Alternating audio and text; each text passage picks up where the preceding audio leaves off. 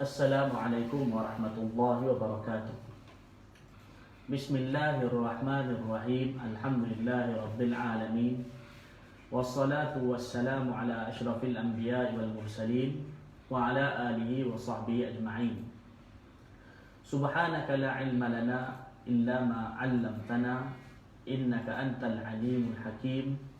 Rabbi shrah li sadri wa yassir li amri wahlul 'uqdatam min lisani yafqahu qawli. Rabbana zidna ilma warzuqna fahma. Amin ya rabbal alamin. Alhamdulillah, tuan-tuan dan puan yang dirahmati Allah Ta'ala, kita sambung lagi pengajian kitab Bustanul Arifin yang dikarang oleh Al-Imam An-Nawawi rahimahullah Ta'ala yang wafat pada tahun 676 Hijrah. Kita baca hadis yang ke-26. Hadis yang ke-26 muka surat 89 bagi mereka yang pakai kitab cetakan Darul Minhaj macam saya ni. Bagi mereka yang pakai kitab macam PDF yang disediakan dalam jaringan PDF tu ialah muka surat 119 hadis yang ke-26. Baik. Qala al-muallifu Al-Imam Al-Allamah Yahya bin Sharaf An-Nawawi rahimahullahu ta'ala wa nafa'na bi'ulumihi fid darain. Amin ya rabbal alamin. Al-hadithu sadisu wal 20. Hadith yang ke-26. Hadithu Ibn Umar an abihi Umar bin Al-Khattab radhiyallahu anhuma fil imani bil qadari wa bayanil iman wal islam wal ihsan wa bayani alamatil qiyamah. Hadis yang ke-26 ni ialah hadis Ibnu Umar, hadis riwayat Ibnu Umar radhiyallahu anhu. Ibnu Umar maksudnya Abdullah bin Umar. Hadis riwayat Abdullah bin Umar radhiyallahu anhu yang mana beliau riwayatkan hadis ini daripada ayahnya Sayyidina Umar bin Khattab radhiyallahu anhuma. Hadis mengenai apa? Iaitu mengenai iman kepada takdir, iaitu keimanan, beriman kepada takdir dan beriman, dan hadis yang menjelaskan mengenai iman, Islam, ihsan, dan hadis yang menjelaskan mengenai alamat kiamat. Hadis ni ialah hadis yang mana masyhur. Kalau kita tengok di dalam matan Arba'in, hadis 40 yang dikarang oleh Al-Imam An-Nawawi rahimahullahu ta'ala, hadis ni diletakkan nombor 2. Hadis ni adalah hadis yang ke-2. Dan hadis ni ialah masyhur dengan panggilan hadis Jibril. Hadis ni masyhur dengan panggilan hadis Jibril kerana dalam hadis ini diceritakan Jibril AS datang. InsyaAllah lepas ni kita akan baca hadis ni seperti mana yang ada di dalam nota kaki. Dalam kitab saya pun ada, kitab tuan dan perempuan pun ada. Kita akan baca dalam hadis ni dalam nota kaki nanti. Tapi hadis ni masyhur dengan panggilan hadis Jibril, dan juga hadis ni masyhur dengan panggilan juga hadis iman, Islam, ihsan. Hadis yang menjelaskan iman, Islam dan ihsan. Baik, kita baca hadis ni. Hadis ni ialah diriwayatkan dalam Sahih Muslim. Lafaz ni ialah An Umar aidan radhiyallahu anhu, An Umar radhiyallahu ta'ala anhu qala, iaitu diriwayatkan daripada Sayyidina Umar radhiyallahu ta'ala anhu juga.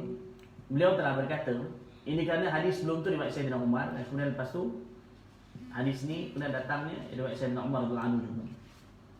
Qala, beliau telah berkata, bainama nahnu inda Rasulillah sallallahu alaihi wasallam dzata yaum, ketika mana kami berada di samping Rasulullah sallallahu alaihi wasallam, dzata yaumin, pada satu hari, id tala'a alaina, tiba-tiba, id di sini terjemah dengan tiba-tiba. Tiba-tiba muncul kepada kami rajulun syadidu bayadith thiyab, seorang lelaki yang sangat putih pakaiannya. Syadidu sawadi sya'r, sangat hitam rambutnya. La yura alaihi atharus safari, tidak kelihatan padanya kesan permusafiran.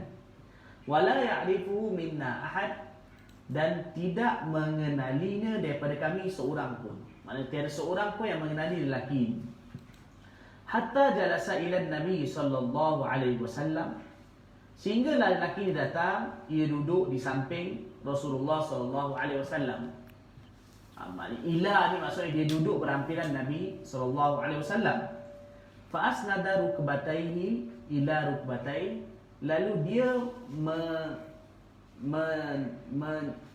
melekatkan ataupun ia meletakkan hampir, ia melekatkan kedua lututnya kepada kedua lutut Nabi sallallahu alaihi wasallam.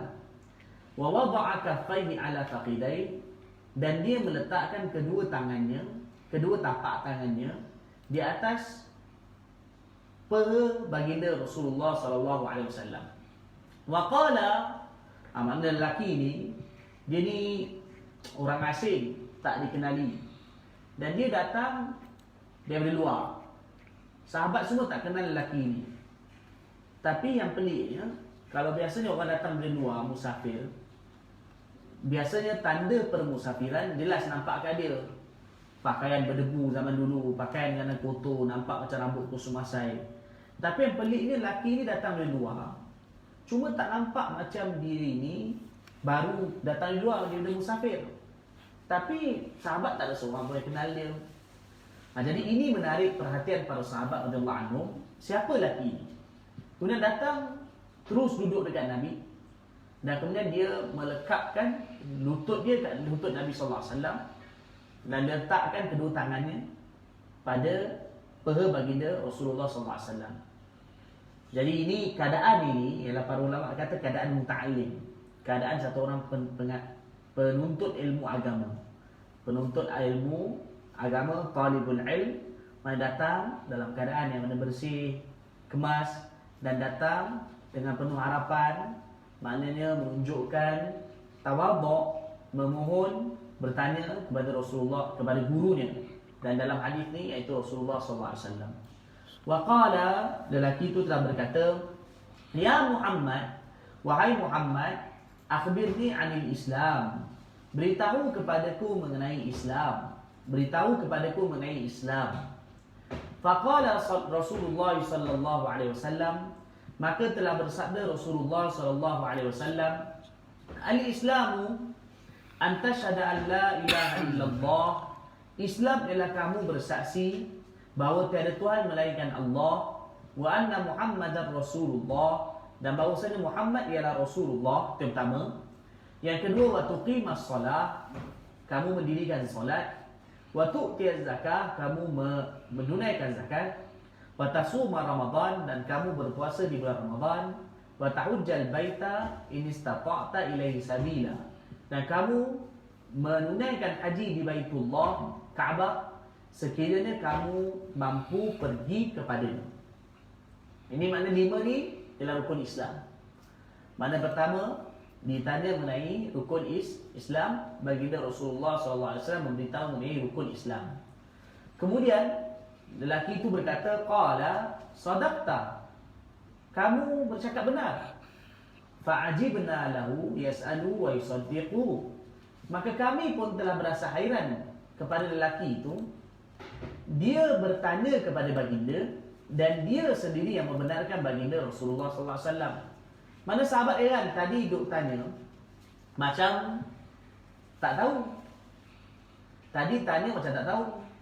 Tapi bila Nabi dah bagi tahu, dia kata betul apa kau cakap. Maknanya seolah-olah tanya macam uji, tanya satu orang yang dah tahu. Tadi tanya macam tak tahu, tapi lepas tu bila dia beritahu, maka dia kata betul. Soalnya dia dah tahu. Jadi ini menyebabkan sahabat radhiyallahu anhum hairan. Qala, laki itu berkata lagi, fa akhbirni 'anil iman, beritahulah aku pula mengenai iman. Mana apakah dia perkara yang penting dalam iman, atau apakah dia tonggak-tonggak iman. Qala an tu'mina billah, hendaklah kamu beriman kepada Allah, wa malaikatihi, dan kepada para malaikatnya, wa kutubihi, dan kepada kitab-kitabnya, kitab Allah Ta'ala, wa rusuli, dan kepada para rasulnya, wal yaumil akhir, dan kepada hari akhirat, wa tu'mina bil qadari, dan hendaklah kamu beriman kepada qadar. Qadar maknanya takdir, ketentuan. Khairi wa syarri, ketentuan yang baik dan buruk. Jadi bila ditanya tentang iman, baginda Rasulullah SAW menjelaskan berkenaan dengan rukun iman. Baginda menjelaskan 6 rukun iman. Pertama, beriman kepada Allah, para malaikatnya, kitab-kitabnya, kemudian kitab-kitab yang diturunkan oleh Allah Ta'ala yang benar, kemudian Rasulnya, hari akhirat, dan yang terakhir sekali yang keenam, beriman kepada ketentuan Allah Ta'ala, takdir, qada dan qadar. Qala, lelaki itu telah berkata, sadaqta, kamu telah bercakap benar. Qala, ni jawapan dia macam tadi juga, kamu cakap benar. Benarkan. Dia yang bertanya, kemudian dia benarkan Nabi SAW. Qala fa akhbirni 'anil ihsan. Baginda bertanya lagi, lelaki itu bertanya lagi, beritahulah kepadaku mengenai ihsan. Beritahulah kepadaku mengenai ihsan. Qala an ta'budallaha ka'annaka tara. Baginda bersabda, hendaklah kamu beribadah kepada Allah seolah-olah engkau melihatnya. Fa in lam takun tarahu fa innahu yaraka. Sekiranya engkau tidak melihatnya, maka sesungguhnya dia melihat engkau. Kemudian lelaki itu bertanya tentang ihsan mula. Sifat ihsan. Ihsan ialah, kalau diterjemahkan dalam bahasa Melayu, iaitu maknanya teliti ataupun menyempurnakan sesuatu perkara dengan cara yang terbaik. Makna perkara itu disempurnakan dengan cara yang terbaik. Maka itu yang dimaksudkan dengan ihsan. Jadi apakah dia ihsan? Makna seorang yang beramal dengan dia menyempurnakan amalnya itu dengan cara yang terbaik. Maka baginda Rasulullah SAW menerangkan, hakikat ihsan ialah an ta'budallaha ka'annaka tarah fa in lam takun tarahu fa innahu yaraka. Bila kamu beribadah kepada Allah, bila kamu beramal, apa-apa amalan yang kamu buat, kamu rasa seolah kamu tengok Allah. Para ulama kata ini makam tertinggi. Kalau kamu tak mampu, maka turun, iaitu paling kurang kamu rasa Allah Ta'ala lihat kamu. Ini makam yang rendah sedikit. Tapi seorang yang mana bila beramal sampai ke makam ini, maka inilah tahap ihsan yang tertinggi. Para ulama menyebutkan, dan kita jumpa dalam kitab tasawuf, penerangannya ini panjang, kita hanya nak ringkaskan saja. Sebenarnya inilah kemuncak kepada tasawuf, iaitu seorang yang mana bila beramal mendapat satu hakikat amal itu, dalam setiap keadaan dia rasa bahawa dia lihat Allah, Allah lihat dia. Inilah maqam ihsan yang tertinggi, yang perlu diusahakan. Kerana orang yang begini, bila dia melakukan ibadah dengan keadaan begini, maka dia tidak akan langgar perintah Allah Ta'ala. Setiap masa dia berasa bahawa Allah bersamanya, maka dia akan sentiasa taat kepada Allah dan dia akan menjauhi larangan Allah Ta'ala. Baik. Qala fa akhbirni 'anis sa'ah. Laki itu bertanya lagi, beritahulah kepadaku mengenai sa'ah. Sa'ah maksudnya hari kiamat. Qala mal mas'ulu 'anha bi'a'lama minas sa'il. Baginda bersabda, tidaklah orang yang ditanya tentang kiamat lebih tahu daripada yang bertanya sendiri. Tidaklah yang ditanya lebih tahu daripada yang bertanya. Para ulama kata ini bukan makna Nabi SAW kata bahawa Jibril lagi tahu. Sebenarnya maksud baginda ini ialah, seperti mana aku pun tak tahu, maka engkau pun tak tahu. Jibril tanya, yang ditanya Nabi SAW. Maka baginda kata, tidaklah yang ditanya lagi tahu daripada yang bertanya. Maksudnya ialah bukan makna ialah Jibril itu lagi tahu, bukan. Tetapi ialah, ataupun baginda lebih tahu. Maksudnya ialah seperti mana aku tak tahu, maka begitu juga engkau tak tahu. Maksudnya dua-dua tak tahu. Baik. Qala fa akhbirni an amaratiha. Maka Jibril bertanya lagi, beritahulah kepada aku mengenai tanda kiamat. Ada lelaki itu bertanya lagi, beritahulah kepada aku mengenai tanda kiamat. Qala, maka Nabi sallallahu alaihi wasallam bersabda, antalidal amatu rabbataha, iaitu anak perempuan akan melahirkan hamba perempuan akan melahirkan tuannya. Antalidal amatu rabbataha, hamba perempuan akan melahirkan tuannya, tuan perempuannya. Hamba perempuan akan melahirkan tuan perempuannya. Wa antara al-hufata al-urata al-alata ri'a asy-sya'i yatatawaluna fil bunyan. Dan kamu akan melihat al-hufah. Al-hufah adalah orang-orang yang tidak berkasut, orang yang mana berkaki ayam. Al-urah yang pakaiannya yang telanjang, maksudnya pakaian tak sempurna. Al-alata orang-orang yang miskin. Ri'a asy-sya', mereka menggembala kambing. Yatatawaluna fil bunyan, mereka akan berlumba-lumba meninggikan bangunan. Thumman talaqa, kemudian lelaki itu pergi. Dalam hadis ni yang tadi itu, bila ditanya tentang alamat kiamat, baginda Rasulullah sallallahu alaihi wasallam bagi tahu bahawa hamba perempuan lahirkan tuan perempuan. Para ulama kata perempuan dia akan lahirkan anak perempuan atau anak lelaki, tapi yang dalam hadis ni sebutkan anak perempuan. Anak perempuan dia itu perlakukan ibu dia macam tuan. Jadikan ibu dia macam hamba, Anak perempuan tu jadikan ibu dia macam hamba. Maka kerana itu disebutkan bahawa ibu lahirkan tuan dia. Kerana apa? Anak tu jadikan ibu dia macam hamba dia. Maknanya ini ialah tanda kepada anak perempuan akan derhaka kepada ibunya. Kenapa Nabi sebut perempuan bukan anak lelaki? Anak perempuan bukan anak lelaki dalam hadis ni. Ini ialah kerana biasanya anak perempuan hubungannya lebih rapat dengan ibu berbanding anak lelaki. Itu biasanya.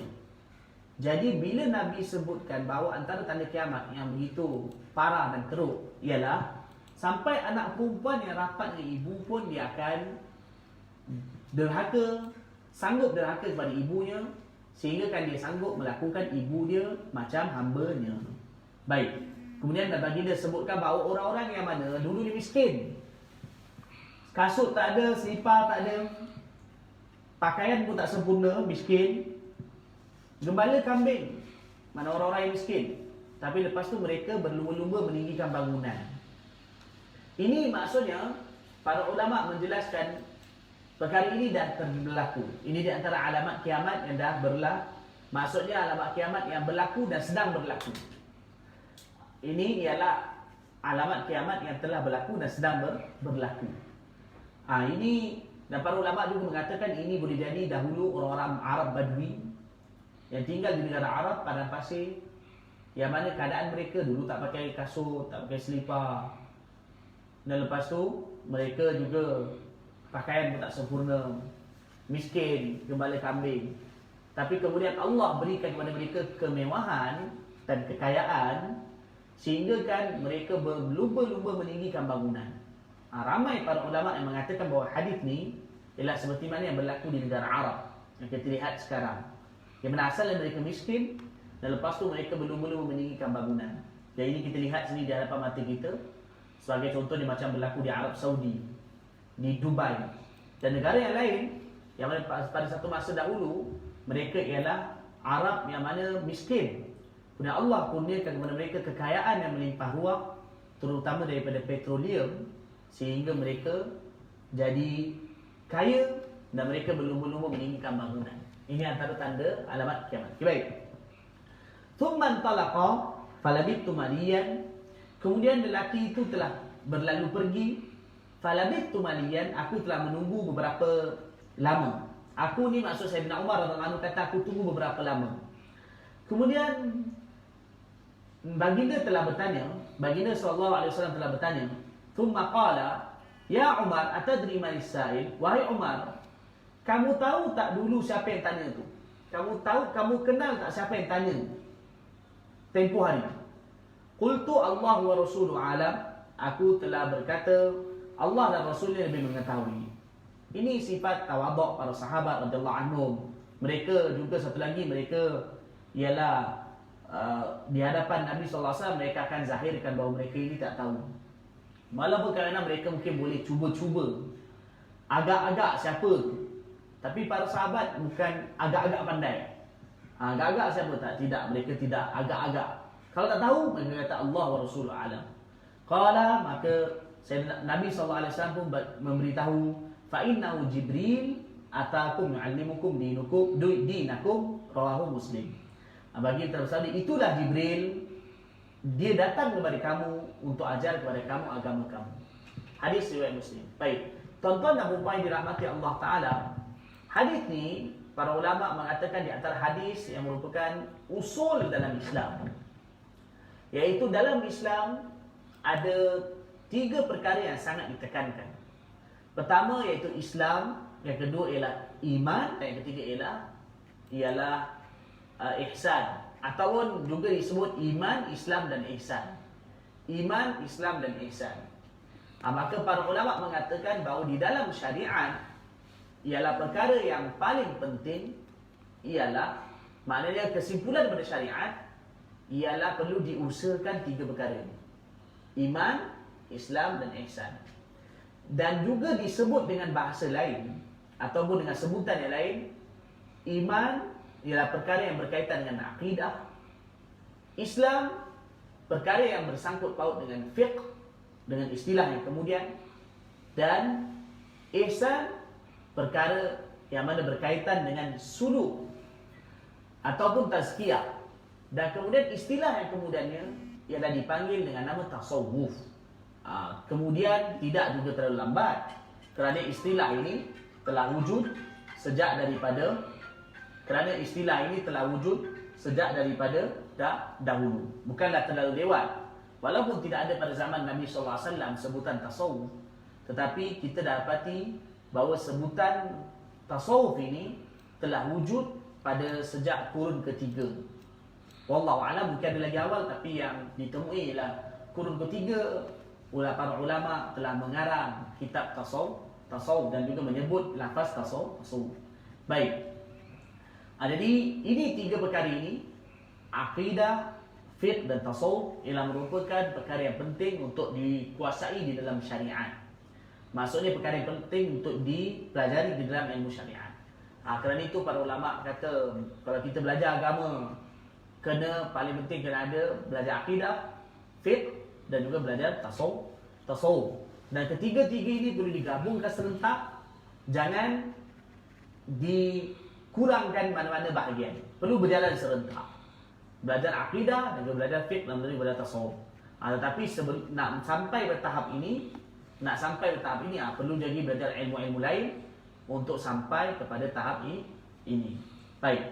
Sebagai contoh, kalau satu orang dia nak belajar apa-apa ilmu, katalah ilmu itu penjelasannya dalam bahasa Melayu sebagai contohnya.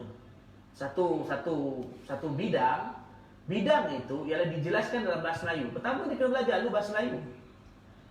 Pertama sekali dia kena belajar membaca bahasa Melayu. Kalaulah dia belajar satu bidang, yang mana bidang itu dijelaskan di dalam bahasa, sebagai contoh di Inggeris, maka perlu belajar bahasa Inggeris. Maka begitulah ilmu agama. Untuk mendalaminya, ilmu agama ini, syariat, ialah diterangkan dalam bahasa apa? Asalnya Arab, Quran, hadis Arab. Maka untuk nak faham dan mendalami ilmu agama, sama ada dalam akidah, fiqh dan tasawuf, maka perlu mendalami bahasa Arab. Namun itu ialah untuk mereka yang hendak belajar secara mendalam. Untuk orang awam ialah boleh belajar dalam bahasa Melayu, tidak ada masalah. Tetapi perlulah dipelajari asas-asasnya daripada para ulama yang muktabar, yang berpegang kepada ajaran Ahlus Sunnah wal Jamaah, yang mana berpegang pada akidah, fiqh dan tasawuf. Sebagai kesimpulannya, saya jelaskan sedikit. Dan pegangan Ahlus Sunnah wal Jamaah ialah, tadi kita membicarakan mengenai 3 perkara: akidah, fiqh dan tasawuf. Ahlus Sunnah wal Jamaah, iaitu as-sawadul a'zam, iaitu majoriti ulama para imam dan para masyayikh ialah di dalam akidah, fiqh dan tasawuf mereka mempunyai pegangan dan aliran. Maka kita ringkaskan, iaitu pertama ialah dalam bidang akidah. Dalam bidang akidah, maka Ahlus Sunnah wal Jamaah mereka berpegang kepada aliran, sama ada aliran Asy'ariyah ataupun aliran Maturidiyah. Asy'ariyah ialah aliran penjelasan akidah yang dijelaskan oleh Al-Imam Abul Hasan Al-Asy'ari rahimahullah ta'ala. Dan aliran Al-Maturidiyah ialah Al-Imam Abu Mansur Al-Maturidi dalam penjelasan akidah. Jadi ini ialah dalam bidang akidah. Yang macam di tanah Melayu kita belajar sifat 20, itu ialah penjelasan akidah mengikut aliran Asy'ariyah, Abul Hasan Al-Asy'ari. Dan juga pengikutnya maka dinamakan Asy'ariyah. Asy'ariyah, mana orang yang mengikut aliran Asy'ariyah. Semua penjelasan ini ialah diambil dari Quran dan hadis. Hanya metod penerangan. Kadang-kadang ada orang kata itu zaman Nabi tak ada pun Asy'ariyah. Ya memang kemudian, tetapi itu hanya metod penerangan. Tetapi sumbernya sumber daripada Quran dan hadis.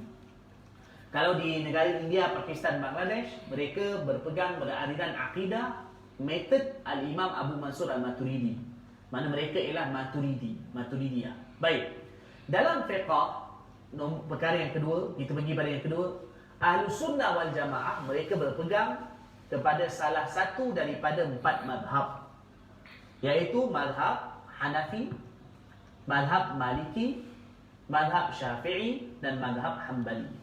Salah satu daripada 4 mazhab. Dan kalau kita pegang dengan mazhab Syafi'i. Kalau negara, contoh macam negara India, Pakistan, Bangladesh, Burma, mereka pegang kepada mazhab Hanafi. Kalau negara Arab, mereka berpegang, sebahagian negara Arab mereka berpegang kepada mazhab Hanbali. Macam di Mesir ada sebahagian berpegang kepada mazhab Hanbali.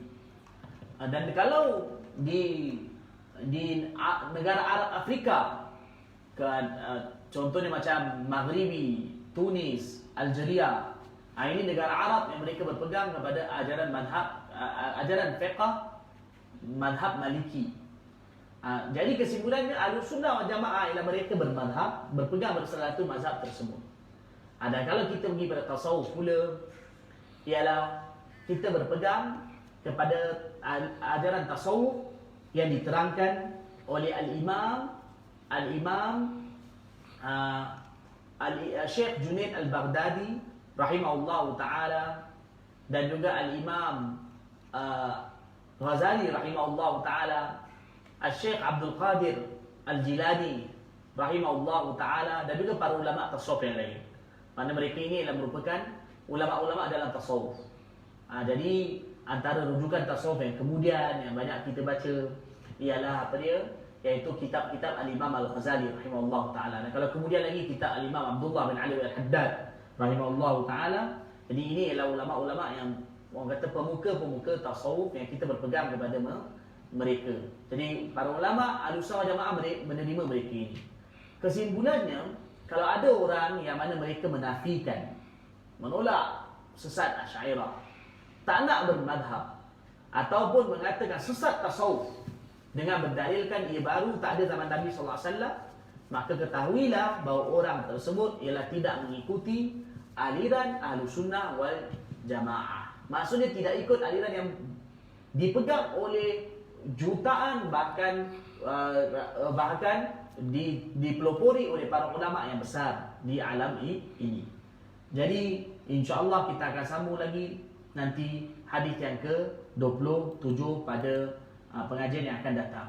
Hadis ni saya terang panjang lebar sedikit, hadis yang ke-26 ni, kerana dalam hadis ni terkandung perkara-perkara yang penting untuk kita ketahui. Insya-Allah. InsyaAllah pada pengajian yang akan datang kita akan sambung hadis yang ke-27. Wallahu a'lam. Wa sallallahu ala sayyidina Muhammadin nabiyil ummi wa ala alihi wa sahbihi wa sallam.